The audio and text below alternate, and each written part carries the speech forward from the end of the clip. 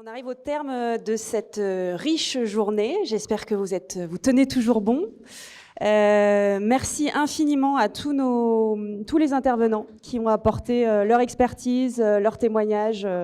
Mais on peut les applaudir bien fort.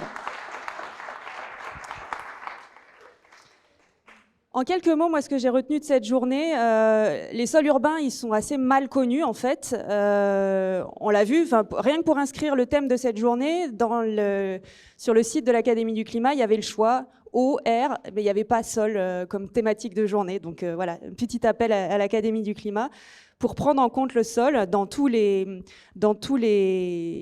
domaines. Les sols urbains, ils sont souvent aussi assez maltraités.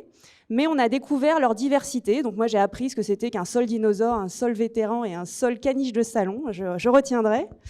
Leur diversité dans la texture, dans les structures, dans les teneurs en minéraux, sur la matière organique, de la biodiversité, etc. Puis sur les fonctions. Un impact sur le climat, sur une fonction alimentaire, une fonction de support, de bien-être de l'être humain et de tout l'écosystème. Donc voilà, le sol, c'est vraiment un élément central de nos vies.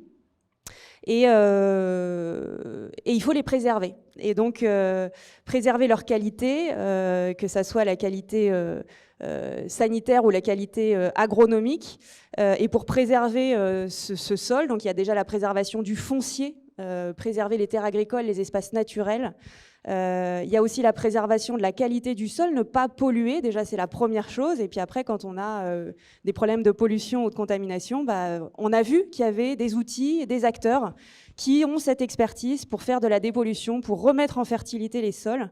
Il y a des bases de données, il y a des méthodes qui ont été développées, différentes techniques, mais on voit que, en fait, pour les mettre en œuvre, il faut une certaine expertise. On pourrait dire le sol, c'est simple, non. Quand on voit les présentations qu'on a eues, on rentre dans des considérations scientifiques hyper complexes, et donc on ne fait pas n'importe quoi. Donc il y a des experts, et j'ai compris qu'il fallait probablement faire appel aux experts qui sauront bien mieux faire que nous.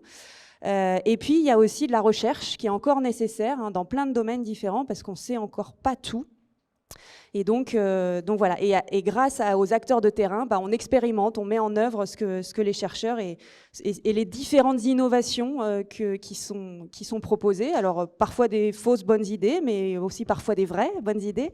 Des innovations techniques, des innovations organisationnelles, on l'a vu avec l'exemple des régies municipales, avec l'implication citoyenne, parce que le sol, c'est au cœur de l'écosystème urbain, et il fait partie intégrante de cette grande boucle de l'écosystème urbain, avec la place centrale aussi des biodéchets pour enrichir ce sol, avec les déchets aussi issus de l'activité humaine, les urines, on en a parlé aussi.